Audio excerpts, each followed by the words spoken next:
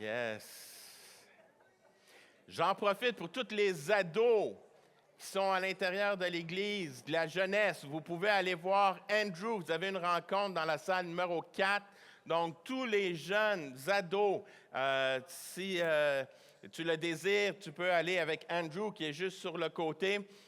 Et il va se faire plaisir de te montrer c'est où l'endroit. Vous allez avoir un super de bon temps ensemble. Donc, on vous encourage à y participer ce matin. Yes! Content de vous voir ce matin.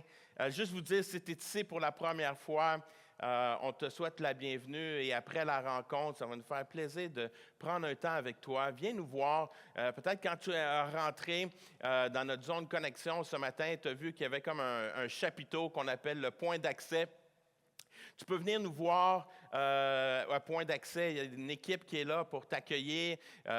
Puis on a un petit cadeau à te remettre à la fin de la rencontre. Ça va vraiment nous faire plaisir d'avoir cette connexion avec toi. Parce que nous croyons que c'est important d'apprendre à se connaître et de vivre des relations ensemble. Nous sommes dans une nouvelle série ce matin, depuis déjà Pâques, je devrais plutôt dire.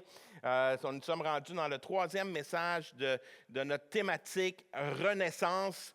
Et la semaine passée, on a parlé d'une renaissance, la puissance d'un nouveau commencement. Puis je vous avais partagé un peu l'histoire de ma pinotte qui a eu sa pinotte. Et durant la semaine, là, j'ai eu plusieurs personnes qui sont venues me voir aujourd'hui. Puis comment qu'elle va ta pinotte? Est-ce que ta pinotte va bien? Est-ce qu'elle a pris du poids? On a prié pour eux et tout ça. J'aimerais ça vous dire merci. Elle prend du poids. Ça va mieux. C'est le fun de voir. Elle commence à avoir des bajoux. Tu sais, c'est déjà... Mais c'est encore une pinotte. C'est encore ma petite pinotte qui a sa pinotte, donc on est content pour cela. Fait que merci d'avoir pris le temps de prier pour eux, pour la famille. C'est grandement apprécié. Ce matin, j'ai besoin de vous. J'ai besoin que vous utilisiez votre imaginaire, que vous puissiez utiliser votre pensée. Et ce matin, je vous emmène dans un voyage pendant quelques secondes. Imaginez-vous que vous êtes en pleine mer, sur un bateau gonflable, parce que vous avez fait, le bateau principal a cédé, a échoué, a coulé, et là, vous êtes dans un bateau gonflable, et dans votre bateau gonflable, il y a des fusées éclairantes. Tu sais, les fameux guns avec la fusée pour avertir où que vous êtes. Vous avez quelques fusées avec vous. Vous avez de la nourriture environ pour 5 jours. Vous avez de l'eau potable, environ 5 gallons d'eau potable dans votre bateau qui est là et tout ça. Et vous réalisez aussi que dans le bateau gonflable, il commence à perdre un peu d'air. Puis il commence à prendre un peu d'eau. Puis au bout de... vous êtes là, vous êtes naufragé, mais vous regardez au loin à l'horizon, vous commencez à voir une île. Vous voyez l'île, puis là, vous êtes excité. C'est comme, ah oui, l'île est là et tout ça. J'ai oublié de vous mentionner aussi, dans le bateau, il y a un de vos amis qui est avec vous. Mais vous réalisez que si on reste comme ça, on ne se rendra pas à l'île. Il faut faire quelque chose. Et voilà ma question. Qu'est-ce que vous jetez?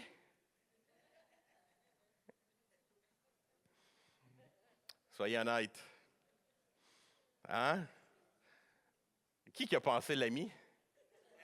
Ouais, hein? Il y en a une couple qui a passé l'ami, il dit il nagera, puis il se rendra là-bas, mais on va avoir de la bouffe, puis on va avoir...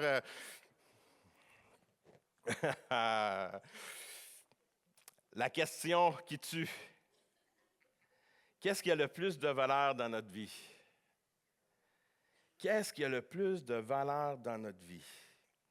On se retrouve aujourd'hui dans un monde hyper connecté, où on est profondément ancré dans nos réseaux sociaux, on est ancré à la communication, on s'échange des textos et tout ça, plusieurs heures sur les écrans, on est vraiment hyper connecté et pourtant on se retrouve en même temps où qu'il n'y a jamais plus de solitude. On se retrouve dans une situation où c'est complexe. Et ce matin, je veux qu'on prenne le temps de réaliser puis de revenir à cette renaissance. Et le titre de mon message, c'est une renaissance et la puissance des relations. Dieu ne vous a pas créé pour vivre seul. Est-ce que vous le saviez? Il vous a créé pour être en relation avec lui et avec les autres. C'est sûr qu'on aimerait ça juste être avec lui des fois, soyons honnêtes. On a-tu vraiment besoin des autres? Mais ce matin, on va explorer ça ensemble, à travers 4 dimensions que j'appelle la renaissance des relations.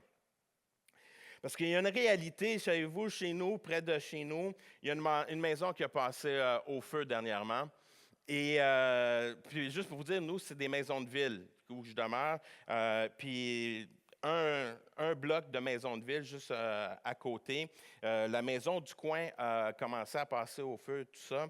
La réalité, elle a passé pas complètement au feu, ils sont capables de la reconstruire.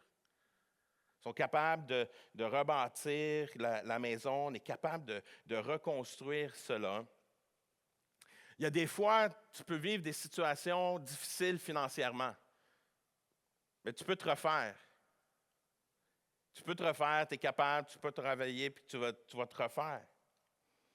Mais avec le nombre d'années que j'ai d'expérience, je commence à... Vous pensez que je suis jeune, mais si j'ai une pinotte qui a une pinotte, ça vous dit un peu mon âge. Savez-vous quoi que je trouve une des choses qui est le plus dur à rebâtir? C'est les relations quand ils sont perdus. Et ce matin, je prie pour qu'on puisse revivre une renaissance dans des relations. La raison pourquoi c'est si important, c'est que c'est comme ça qu'on a été créé. C'est comme ça qu'on a été créé. La renaissance de l'image. Je suis fait pour la relation. Je suis fait pour être en relation. Avant même de savoir qu'est-ce qu'on fait, de savoir dans ma vie, Dieu a décidé d'avance pour nous que nous avions besoin d'être en relation. Genèse 1, 27, au commencement, Dieu créa l'être humain à son image, à l'image de Dieu, et il créa l'homme et femme, et il les créa. Prenons le temps, quelques instants, juste pour réfléchir. Des fois, on lit ce texte-là, puis c'est comme, on lit, puis j'ai été créé à l'image de Dieu, puis c'est comme, wow! Mais on respire, puis on va méditer 5 secondes. Juste, je sais que ça va être inconfortable, là, mais c'est pas grave. Juste 5 secondes, respirer, puis juste dire, je suis créé à son image. OK, on respire.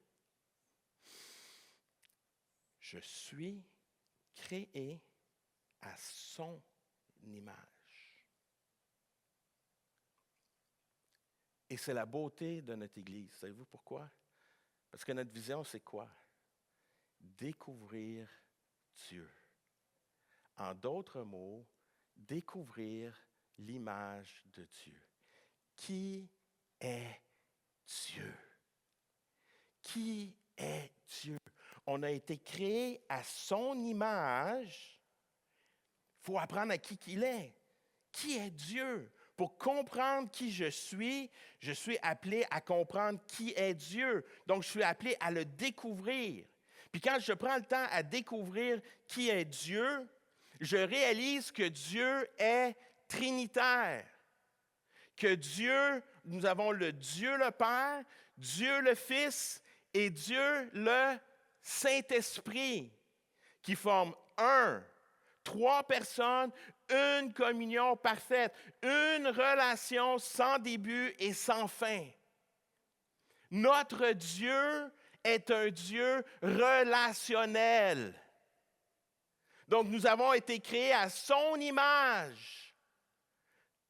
Et c'est pour ça, plus tard, on va voir que Dieu, quand il a créé l'homme, puis après ça, il a dit, Tu sais, il a créé les arbres, il a dit c'est bon. Il a créé la mer, c'est bon. Il a créé les animaux, c'est bon. Mais quand il a créé l'homme, il a pris une pause, puis il a fait comme, il manque quelque chose. Il manque la femme pour être en relation. Parce qu'on est créé à son image, trinitaire. Moi, je ne sais pas pour vous, mais quand que je réalise cela, ça m'emmène à réaliser que, wow, je suis appelé d'être en relation. Dieu lui-même est en relation. Donc, moi, je suis appelé à ça. La relation n'est pas quelque chose que vous choisissez de faire.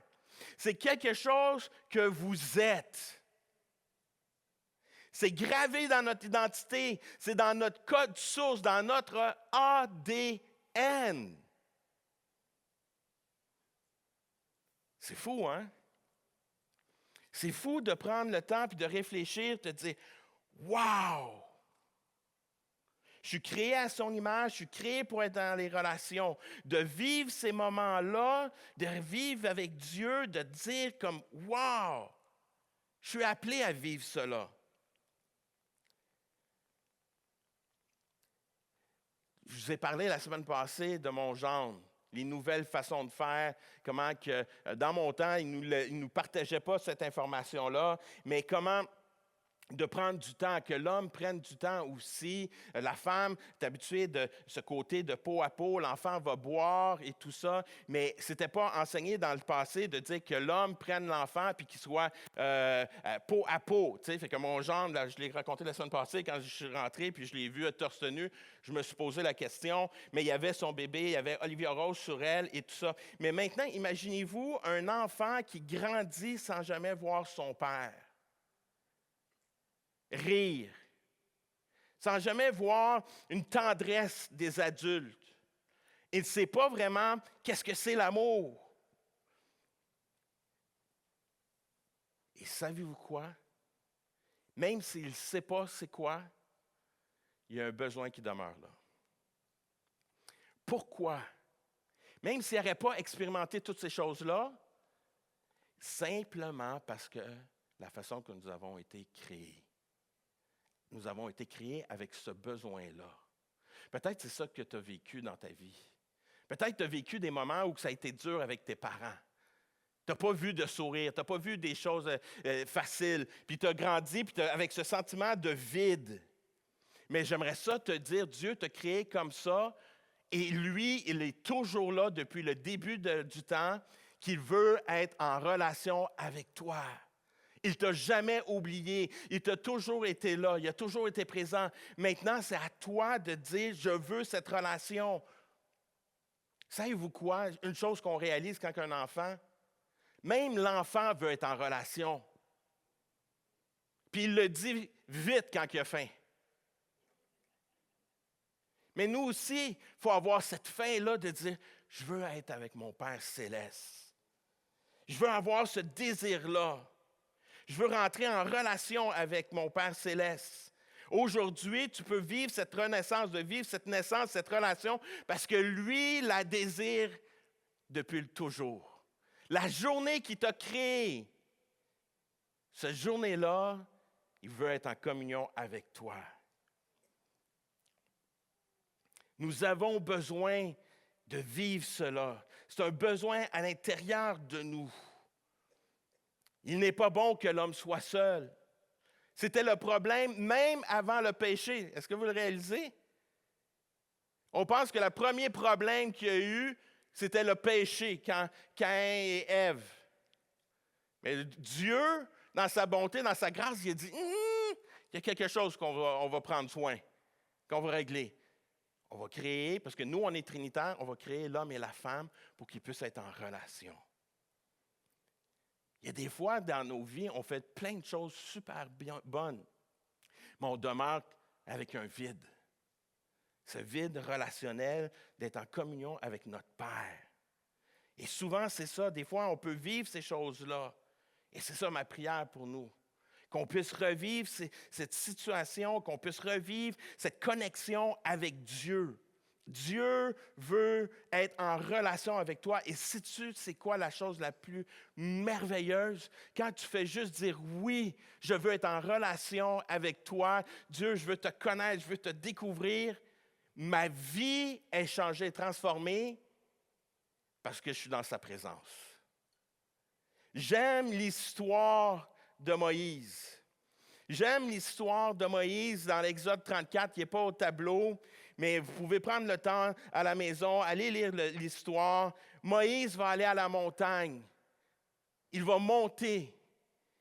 Et sans même qu'il le réalise, il passe du temps dans la présence de Dieu et quand il redescend vers le peuple, son visage est rayonnant. Il a monté. Il a été dans la présence, il a fait une décision, il a accepté l'invitation d'aller dans la présence de Dieu, de dire oui, je vais être en communion, je vais être en relation avec toi. Fait qu'il y a eu une décision, il y a eu un choix qu'il a dû prendre pour monter à la montagne. Il prend cette décision, il va à la montagne, va dans la présence de Dieu et alors qu'il redescend, son visage est rayonnant et lui-même ne le réalise pas. Ça, c'est renaître. Ça, c'est une vraie renaissance. Puis qu'est-ce qui arrive? La beauté, c'est que Moïse a monté. Il aurait pu rester là, j'imagine. À un moment donné, Dieu il a dit, tu redescends. Tu redescends. Il a redescendu. Puis les gens ont remarqué qu'il était rayonnant. Et c'est ça la beauté de la renaissance. Savez-vous quoi? L'effort que vous avez à faire, c'est aller dans sa présence.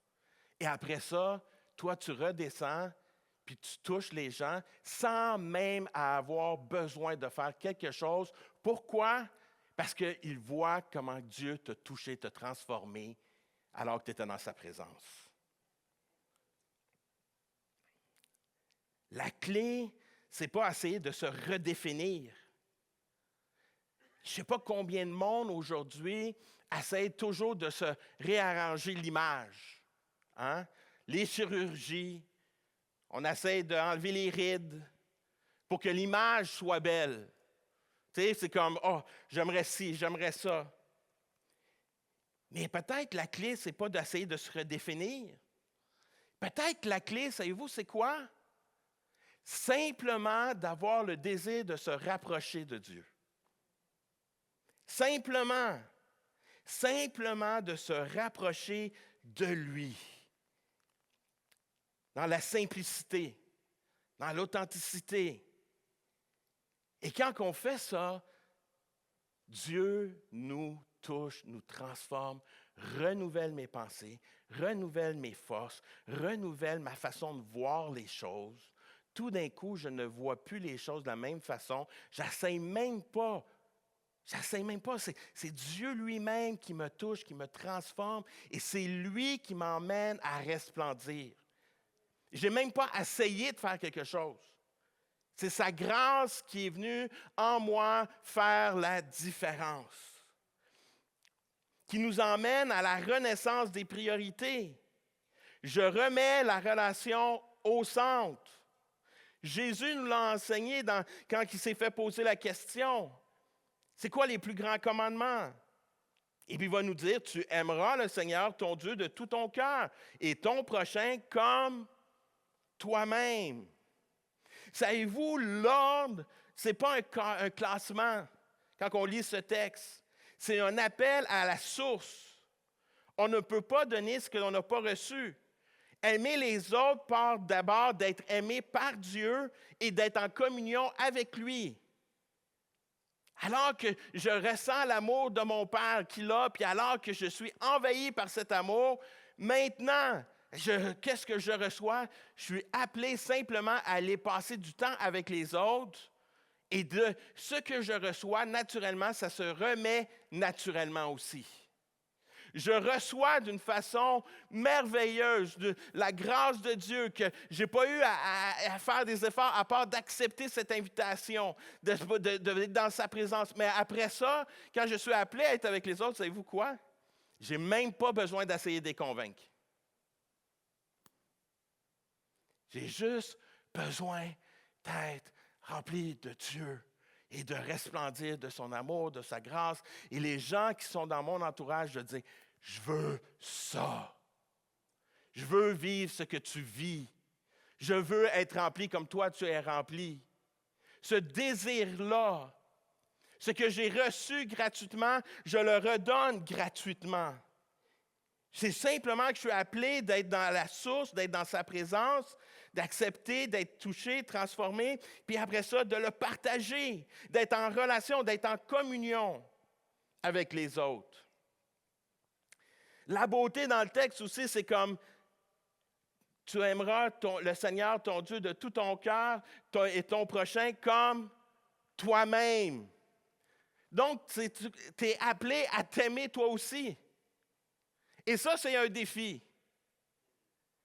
Ça, c'est l'un des plus grands combats qu'on peut avoir. Dieu nous aime, puis il dit, voici comment que je te vois. Puis après ça, on se regarde, puis je dis, non, pas sûr, moi. Dieu, c'est toi qui m'as créé, c'est toi qui m'as façonné dans le ventre de ma mère. Mais, moi, non, je ne suis pas comme ça. Non, Éric, fais-moi confiance. Aie courage. Ah non, Dieu, tu sais, j'ai... Et là, il y a un combat. J'accepte pas la proposition de Dieu, sa façon de voir les choses, parce que c'est tellement beau et tellement grand. Je dis, c'est pas vrai que je peux avoir ça. C'est pas vrai que je suis comme ça. C'est pas vrai. Puis là, il y a un combat spirituel qui est là, de ne pas accepter qui que je suis en Dieu. Et c'est là que je suis appelé à dire, non, Seigneur, je te fais confiance. Oui, Seigneur, tu m'appelles, tu m'as destiné, j'ai une destinée devant moi et je te fais confiance. Je te fais confiance. Tu m'appelles à marcher de telle façon, je vais le faire. Tu m'appelles à marcher devant le lion, je vais marcher devant le lion. Tu m'appelles à marcher devant des défis, je vais marcher devant les défis. Et j'apprends simplement à voir ce que Dieu, la façon que Dieu m'a vu, de l'accepter, de m'aimer et d'avancer. Et quand je suis comme ça, qu'est-ce qui arrive? C'est que mes incertitudes partent. Je marche avec plus de confiance et les gens le voient.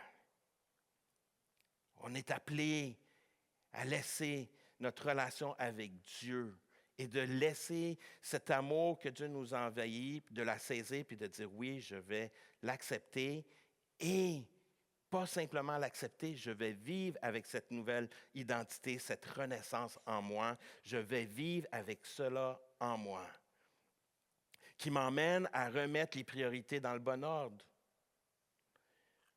Si on a des relations dans nos vies, on est tous appelés à avoir des relations. Dans nos vies, on a des relations qui vont être là, qui vont être à court terme, que j'appelle, pour une saison, je devrais plutôt dire. J'ai des amis que j'ai pour un certain temps. Et j'ai des amis qui perdurent à travers le temps. Et ça, c'est chacun d'entre nous. Et même dans l'histoire, quand on voit Jésus, Jésus était ami avec tout le monde. Mais il y avait ses 12 disciples. Il passait du temps avec les autres.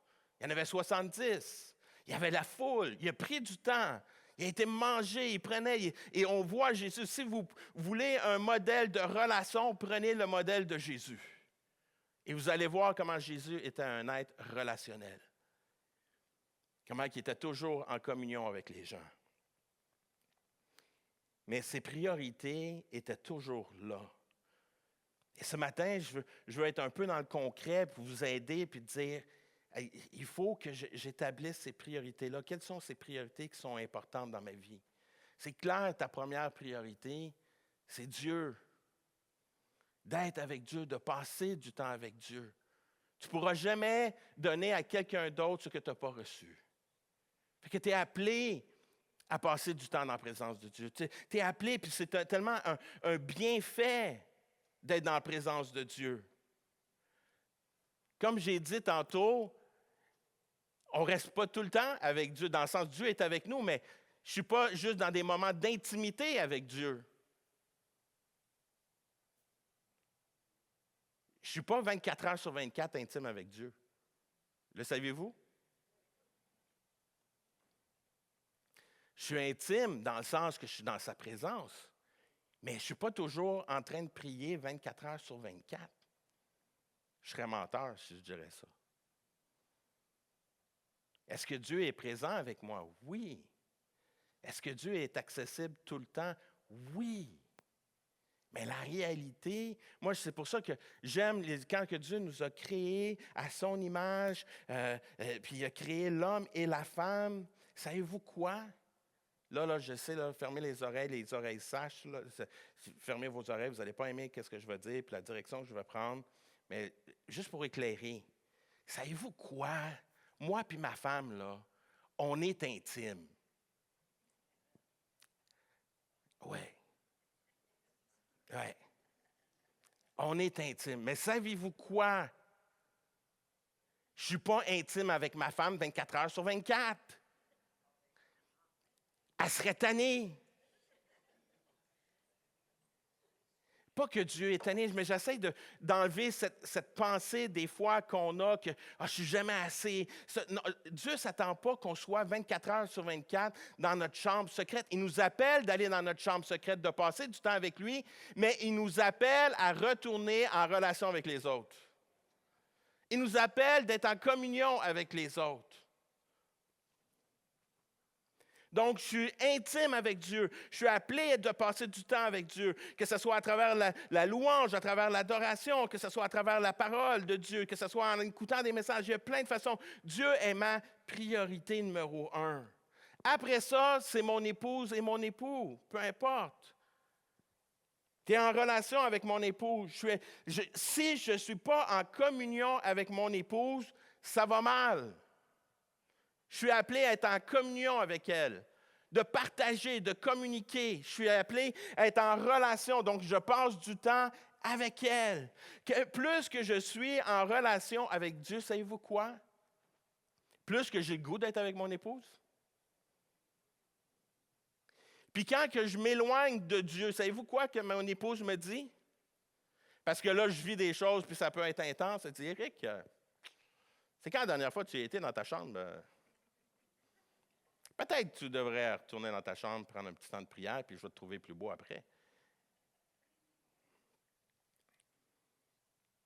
Mais savez-vous, ça a un impact. Ma relation avec Dieu a un impact sur mon couple. Une relation, c'est tellement important. Fait que ça découle. Après ça, avec mes enfants, ma famille et mes amis. Je suis un être de relation, je suis appelé d'être en communion et en relation avec les gens. C'est important.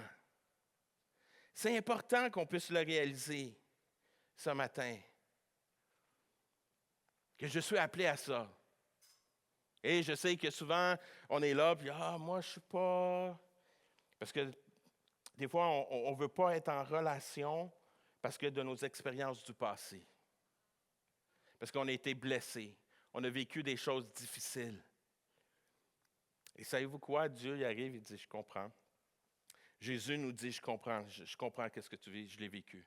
J'ai vécu du rejet. J'ai vécu du monde qui m'ont craché dans le visage. J'ai vécu du monde qui m'ont arraché la barbe. J'ai vécu des choses qui ont été hypocrites avec moi. J'ai vécu toutes ces choses-là.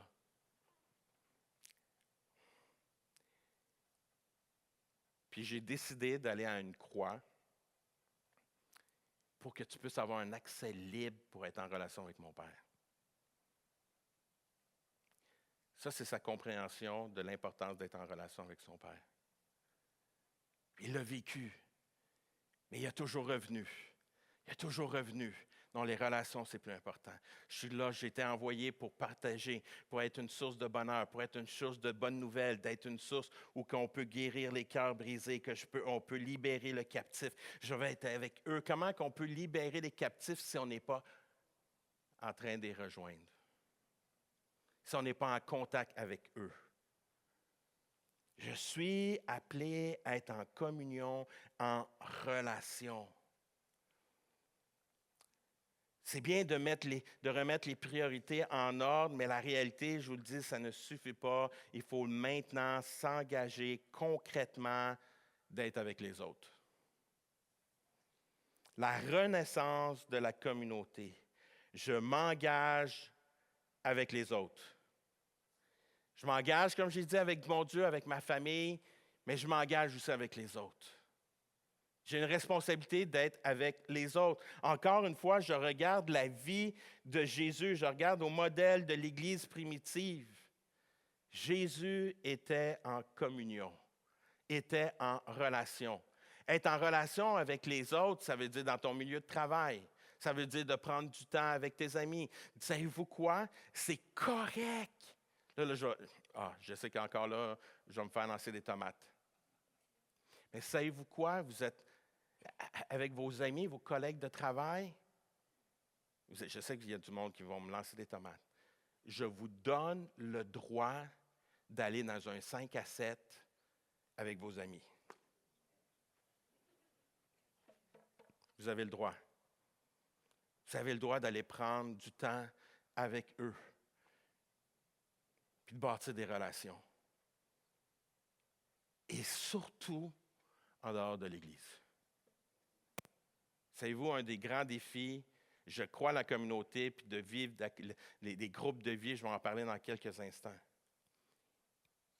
Mais je crois qu'on est appelé à être en contact avec les autres, avec des personnes qui ne connaissent pas Dieu. Puis savez-vous quoi, ça me fait du bien, moi. Ça me fait du bien. Je vous parle souvent de ma gang de parc de chiens. Dernièrement, on a été mélangés au resto ensemble dans l'heure du dîner. On était 8 alentour d'une table, en train de parler de nos chiens, que ça fait longtemps qu'on ne s'est pas vus parce que c'était l'hiver, puis on n'allait pas, on ne se rencontrait pas comme on se rencontrait habituellement. Puis on était là, on a toute hâte de se reparler, ci et ça. Et savez-vous, ça me fait du bien. Ça me fait du bien d'être avec des autres. Normal. Puis savez-vous quoi, je ne suis pas là en train de commencer à leur prêcher, puis tout ça, là. Pas pantoute. Je fais juste être là, puis répondre à leurs questions, puis parler, puis ils en ont des questions. À chaque fois, ils me posent des questions, et surtout de ce temps-ci, avec qu'est-ce qui se passe. La dernière conversation, la dernière fois, il y a quelques semaines, quand j'étais en train de manger avec eux. « Ah, Éric, je comprends pas. Je comprends pas comment l'Église approuve tout ce que Donald Trump fait. »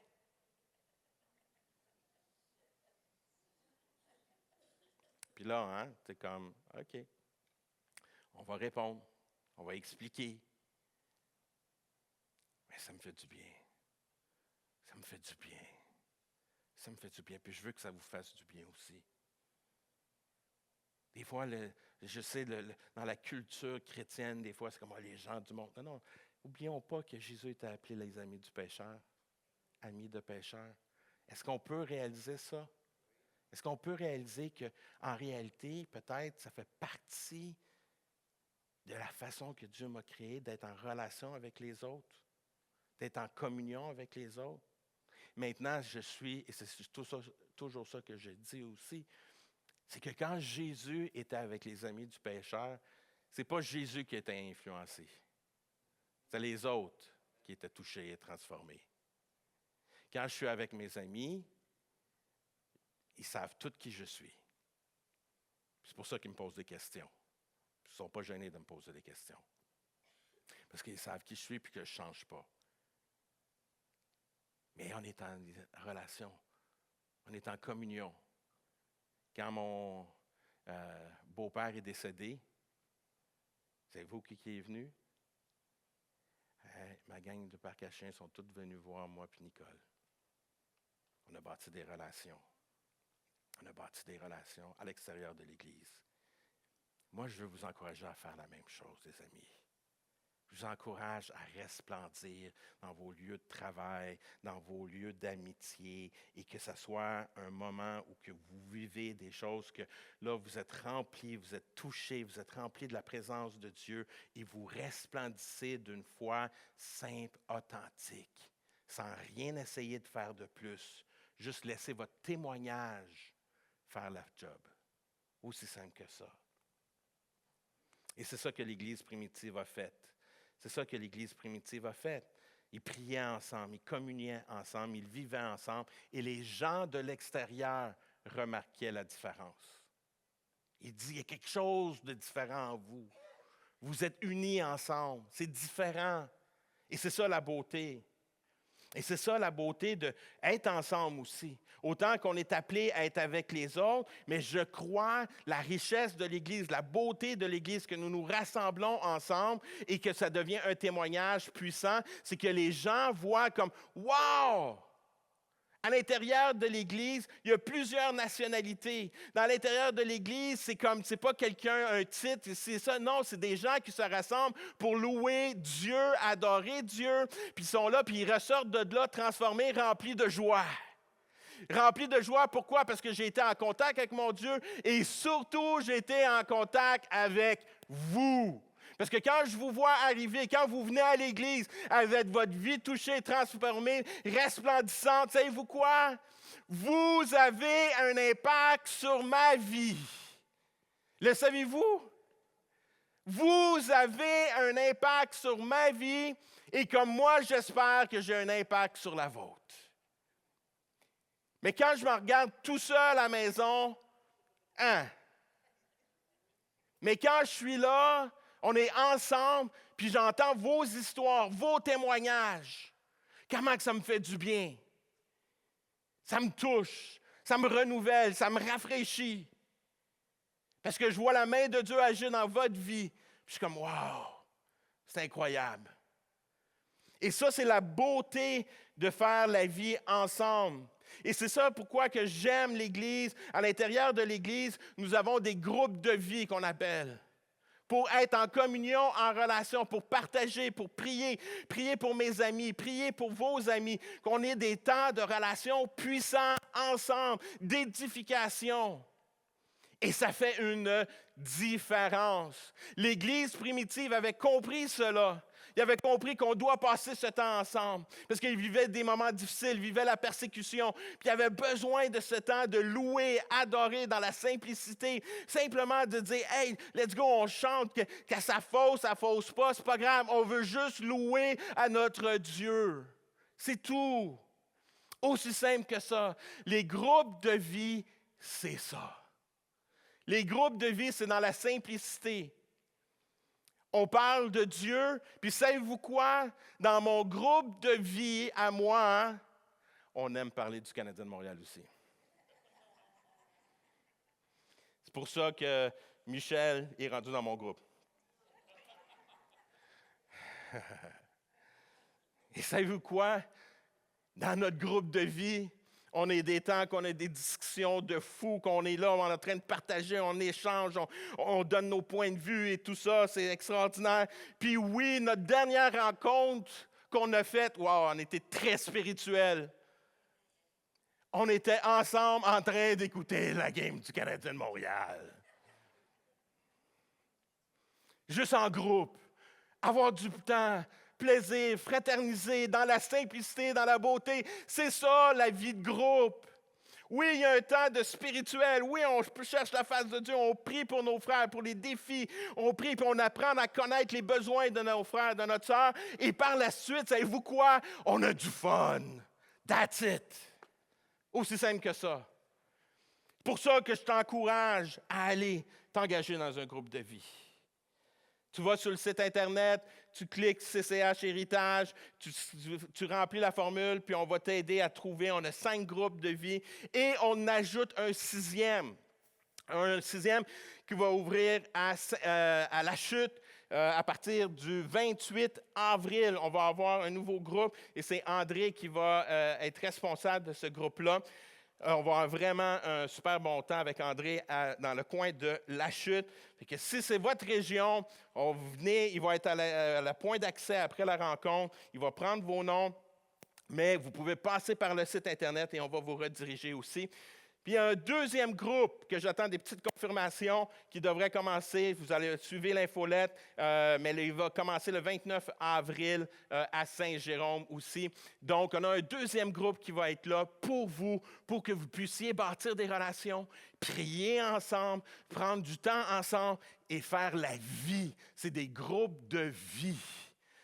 J'ai des groupes de vie qui ont été marchés cet hiver au flambeau. J'ai des groupes de vie qui ont fait des repas de cabane à sucre. J'ai des groupes de vie qui font plein de choses, qui ont aidé des côtés communautaires. C'est ça, de faire la vie ensemble. On est appelé à vivre la communauté ensemble. Et c'est là que, savez-vous quoi? C'est là qu'il y a un sentiment d'appartenance qui arrive, qui embarque. Quand tu commences à faire partie de l'Église, puis tu bâtis des relations, puis tu vis des vies de groupe, tu commences à te sentir que, hey, sais-tu quoi, quand je rentre à l'Église, il y a quelqu'un qui me connaît. Il y a quelqu'un qui connaît mon nom. Je me rappellerai toujours un jour, alors que je n'étais pas ici, j'étais pasteur à une autre église, puis on était une petite église, puis il était venu à l'intérieur de notre église et il avait visité une autre église. Puis ça m'a marqué toute ma vie, ça va toujours me marquer. Il est allé, puis il avait visité une grande église. Puis quand il est rentré chez nous, c'est ça qu'il nous a dit, il dit, « Ah, j'aime ça être ici. » Je dis, « Ah oui? » Il dit, « Oui, j'ai été à telle église et tout ça. » Je dis, « Ah wow! » Puis moi, j'encourage tout le monde à aller dans des églises et tout ça, peu importe grand, petit et tout ça. Puis je dis, « Hey, c'est une super église, ça. Je connais le pasteur ici et ça. Super. » Puis tu sais, je commence pas à parler contre les églises, moi. Je fais pas ça. Fait que je parle de l'église, j'encourage. Tu as été là, c'est bon. As-tu des amis? Oui, tout ça. Puis là, j'étais quasiment rendu en train d'y vendre. Va donc là-bas. Tu sais, puis il arrive, puis il dit, mais non, ici, il y a quelque chose. Je dis, ah oui, quoi? Mais je sais que la semaine prochaine, tu vas te rappeler de mon nom. Les gens ont besoin d'être reconnus, de faire partie d'eux, qu'on puisse connaître le nom de la personne, de prendre le soin des gens. Et ça se passe à l'intérieur de l'Église et surtout à l'intérieur des vies de groupe. Et c'est pour ça que je vous encourage à faire partie d'un vie de groupe. Parce que plus que tu es dans un vie de groupe, c'est là que tu vas avoir ce sentiment d'appartenance qui va se développer encore plus. Puis une autre façon des fois, à l'intérieur de l'Église, parce qu'à l'intérieur de l'Église, il y a plusieurs personnes qui sont impliquées, qui travaillent, puis ça devient beaucoup. Mais voici une autre réalité. Si tu fais partie d'une équipe à l'intérieur de l'Église, tu es déjà dans un petit groupe. Tu es déjà dans un groupe de vie aussi. Ceux qui sont à l'intérieur de l'équipe de louanges, qui se rencontrent, qui pratiquent durant la semaine et tout ça, sont dans un groupe de vie. Ils ne le savent pas, ils ne le savent pas, mais la réalité, vous êtes dans un groupe. Vous êtes en train de passer du temps ensemble, vous vivez des moments ensemble, vous vivez des choses extraordinaires. Et c'est pour ça la beauté de faire partie d'une équipe à CCH. De faire partie de l'équipe à CCH, c'est que vous êtes en train de bâtir des relations. Savez-vous quoi? Pour nous, c'est ça l'important. C'est pas qu'on veut combler des postes. Oui, il y a des choses à combler, puis il y a des choses qu'on doit faire, mais la réalité, le but, c'est simplement qu'on soit ensemble, qu'on bâtisse des relations, et c'est là que ça fait la différence. Parce qu'on vit ensemble, on communie ensemble. Je vais vous dire une autre réalité. Je sais qu'encore une fois, des fois, je me fais poser la question, « Pasteur Eric, à CCH, on ne prend pas souvent la communion. » Faux. C'est juste qu'on ne la prend pas ici. Mais on les prend dans nos groupes de vie. Dans nos groupes de vie, on prend la communion. On va prendre les éléments, on va prier ensemble, on prend la communion ensemble. Intime. Et je trouve que ça ressemble plus à ce qui est dans les Écritures. Quand on est là, je suis avec mon frère et ma sœur. Je connais ses défis, il connaît mes défis. On s'entraîne, puis je prends le pain, puis le vin ensemble. C'est comme, wow, c'est un moment d'intimité. C'est un beau moment entre frères et sœurs. Et ça, C'est pour ça que j'encourage toujours à mes leaders ou leaders de groupes de vie, je leur dis, prenez la communion ensemble, n'ayez pas peur, vous allez expérimenter quelque chose d'extraordinaire. Et c'est ça la beauté de vivre ensemble. La beauté de vivre en communion ensemble. De développer ses amitiés. Comment entretenir une relation importante. Nos relations, qu'est-ce qui est important? Comment on fait pour garder ça? Ce matin, je veux être dans du concret. Je veux que vous puissiez réaliser que oui, il va y avoir de l'effort. Je veux bâtir des relations. Il y a un côté, il y a des choses qui sont importantes qu'on puisse réaliser. Quand tu commences à développer des relations, savez-vous quoi? Ça commence toujours par quoi? Un engagement. Ça commence par un engagement. Les relations commencent par un engagement. Moi, je me rappellerai toujours avec mon épouse, la première fois que j'ai voulu être en relation avec elle. De commencer à fréquenter, comme on dit. J'ai été la voir. « Hey, Nicole! » Tu essaies de te faire trouver beau. C'est dur pour ma part, mais bon, il faut que l'amour aveugle. Hein? Fait que j'arrive, non, il faut que j'apprenne à m'aimer. Il faut que j'écoute mon propre message, je vais aller me réécouter mon message.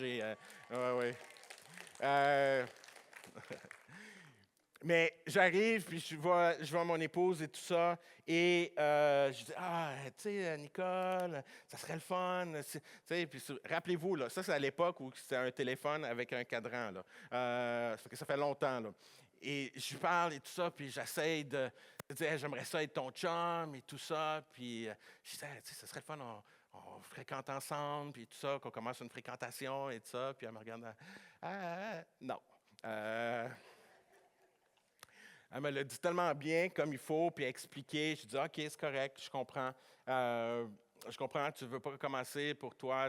Quand tu vas commencer quelque chose, c'est sérieux. Puis là, elle m'expliquait, j'ai déjà eu des fréquentations, puis je veux pas, la prochaine, je veux que, OK, parfait. Fait que, quelques semaines plus tard, tout ça, je retourne, puis je vais la voir, puis c'est le fun, on est ensemble, on fait des activités, puis tout ça, puis c'est cool, puis ça te tenterait-tu, tu sais,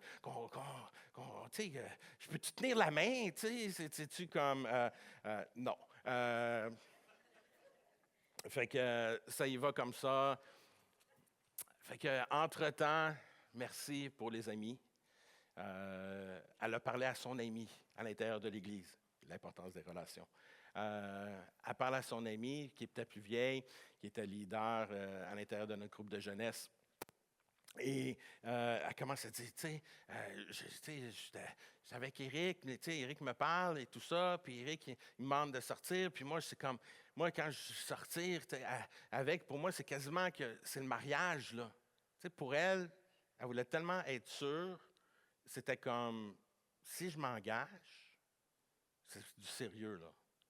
Je veux pas que ce soit pas sérieux. Et quand elle a dit oui, parce que vous pensez, si j'ai une pinotte, il y a une pinotte, c'est qu'elle a dit oui à la troisième fois. Mais pour elle, c'était l'importance de l'engagement. Vous comprenez? Pour elle, c'était sérieux une relation. C'est que je m'y engage dans la relation. Je m'engage dans cette relation. Quand je m'engage dans des relations, je ne le prends pas à la légère. C'est que je m'engage. Puis savez-vous quoi? C'est tellement sérieux. Et c'est pour ça la beauté du mariage. Fait que c'est tellement important. Quand on prend nos vœux, on s'engage devant qui? Dieu. Je m'engage devant Dieu, et les amis, la famille, mais je m'engage devant Dieu parce que c'est important. Je m'engage. L'engagement est hyper important dans nos relations. La communication, de communiquer, de partager. C'est super important, la communication. Vous le savez, vous l'avez déjà entendu. L'amitié, tu t'engages, tu communiques, mais il y a une amitié. Il n'y a pas plus grand ami que j'ai que mon épouse. Il n'y a personne. Mon épouse, c'est ma plus grande amie. C'est comme ça. Est-ce que j'ai des amitiés hyper importantes dans ma vie? Tout à fait. J'ai des amis extraordinaires que ça fait des décennies qu'on est ensemble. La communication, l'amitié, une des puissances, savez-vous, quand tu as cet engagement, la communion, l'amitié, une des choses qu'on ne doit pas oublier, c'est nos souvenirs entre amis. Ça fait tellement du bien de se rappeler des belles choses qu'on fait ensemble. Il y a des choses extraordinaires. Moi, là, je tripe, puis on fait attention, parce que quand on sort les boîtes de photos, puis on se rappelle de tous nos souvenirs, on peut passer des heures à se rappeler des beaux moments. Des beaux moments en amitié. C'est tellement important, les souvenirs. Les souvenirs d'amitié. J'ai des souvenirs avec des personnes qui sont à l'intérieur de l'Église. Ça fait longtemps. J'ai des photos que je me rappelle de retraite. Moi puis Laurent, on était nos deux jeunesses ensemble. On était au-dessus de 150 personnes qu'on était ensemble. Quand je regarde cette photo-là, je l'avais mis encadré. Et sur cette photo-là, mais il y a une personne qui est là, il y en avait 150, il y en avait plusieurs. Mais il y a une de ces personnes-là, son nom c'était Elkana Maillard, qui est diacre au CCH. Ça, c'est de l'amitié. Ça, c'est la beauté des amitiés. Des souvenirs. Puis là, tu regardes ça, puis tu es comme, wow! Wow! La puissance des relations. La puissance des relations. Puis tu te dis, wow, on a-tu vécu des choses? On a-tu vécu des choses? Ça nous emmène à continuer, ça nous emmène à vouloir grandir ensemble. Et c'est ça la beauté des amitiés. De l'amitié, de vivre des relations, c'est qu'on apprend à grandir, à maturer ensemble. J'aime cette citation de Benjamin Franklin qui dit « Vous pouvez vous faire des amis avec des promesses, mais c'est en tenant parole que vous les conserverez. » Voltaire, lui, va dire « La première loi de l'amitié est qu'elle doit être cultivée. La seconde loi est d'être indulgent quand la première a été négligée. » Je trouve que c'est important pour nous de réaliser ce matin la puissance des relations. Alors que je termine mon message, je vais inviter Laurent à bien s'avancer pour le temps de louange. Mon dernier point ce matin, alors qu'on réalise l'importance de la communion, de la connexion, de passer du temps en communauté, de revivre cette renaissance et de vivre cette puissance, de vivre des relations et l'importance de cela parce que nous avons été créés à l'image de notre Dieu qui est Père, qui est Fils, qui est Saint-Esprit, qu'eux vivent une harmonie parfaite et que c'est le modèle que nous sommes appelés à vivre. Nous sommes appelés à vivre la renaissance du cœur. J'adopte la posture de Christ. Philippiens 2,5 va dire « Ayez en vous la même pensée qui était en Jésus-Christ. » Avez-vous déjà pensé de prendre le temps de penser à ce que Jésus pensait? Quand il était ici, sur la terre, avec ses disciples, qu'est-ce que sa vie nous enseigne? Qu'est-ce que sa vie nous enseigne? Comment que Jésus était avec ses amis? Quelle posture qu'il avait? Quelle posture que Jésus avait pour lui quand il était avec nous? Il marchait dans l'humilité, pas dans la faiblesse. L'humilité, souvent, on a cette pensée que c'est comme marcher humble, c'est comme marcher doux, c'est comme quasiment un signe de faiblesse, l'humilité. Au contraire, l'humilité, c'est une force, c'est une puissance. Jésus n'était pas quelqu'un de faible.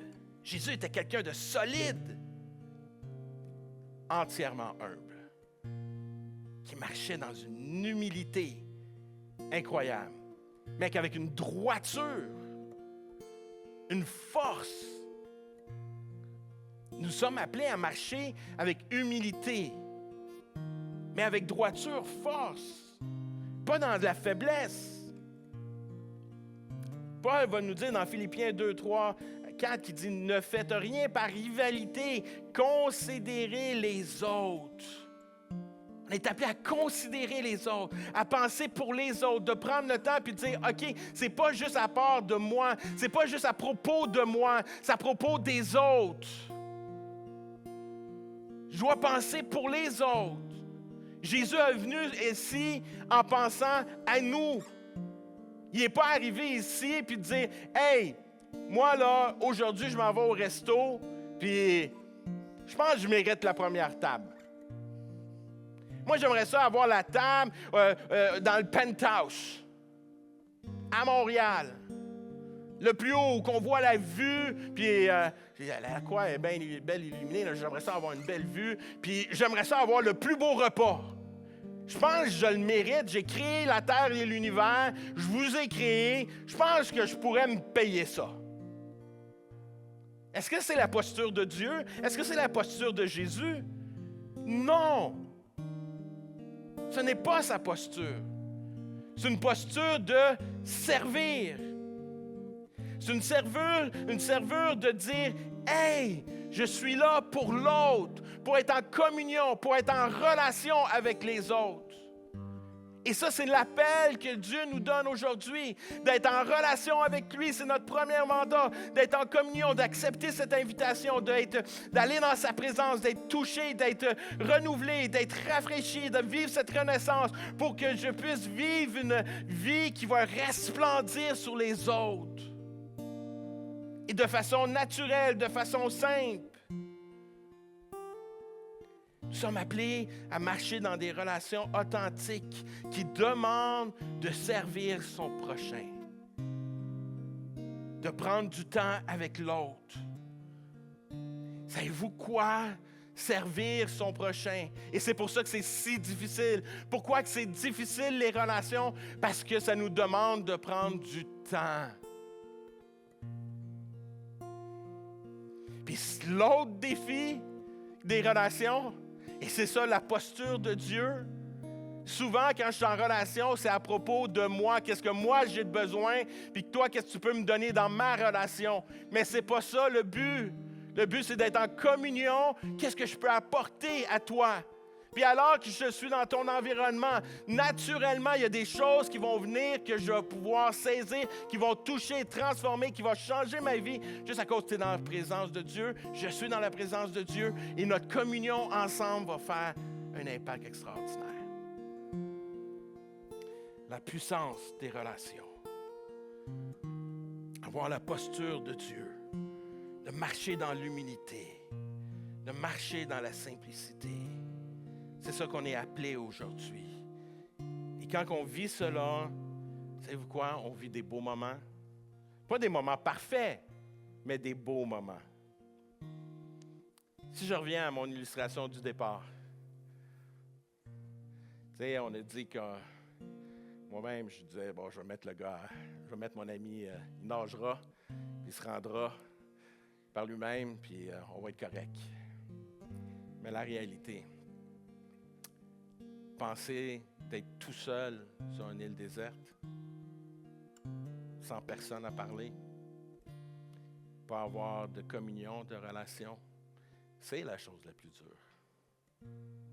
C'est la dernière chose que tu veux pas. La chose la plus importante. La chose la plus importante, c'est d'être en relation. Parce que de vivre seul, savez-vous quoi? Quand Dieu a vu ça, dans toute sa belle création, puis il a dit, « Hey, il est tout seul. Je dois créer quelqu'un pour lui. » Fait que de dire, « j'aimerais ça me retrouver seul sur l'île. » Pas sûr. Pas sûr. Parce qu'on a été créé pour être en relation. On a été créé pour être en relation avec lui. Alors que ce matin, nous allons rentrer dans ce temps de louange, dans ce temps de louange et d'adoration, je vais vous demander de vous tenir debout. Savez-vous quoi? Quand on le loue, puis on rouvre notre bouche, puis on chante ces chants en ouvrant notre bouche, on est en train de déclarer l'amour, la grâce de Dieu dans ces chants.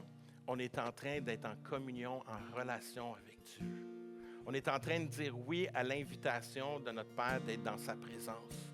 Puis alors que je rouvre mon cœur à sa présence, il va nous envahir de sa présence ce matin. Ma prière, c'est qu'à travers ce temps de louange, je vais revenir tantôt conclure, mais qu'on puisse rentrer dans ce temps de prière pour être dans sa présence, puis se laisser remplir de lui, d'être touché par sa présence dans la louange et l'adoration, et qu'on puisse resplendir comme nous sommes appelés à resplendir dans nos vies, et surtout aussi pour être avec les autres et resplendir sur la vie des autres.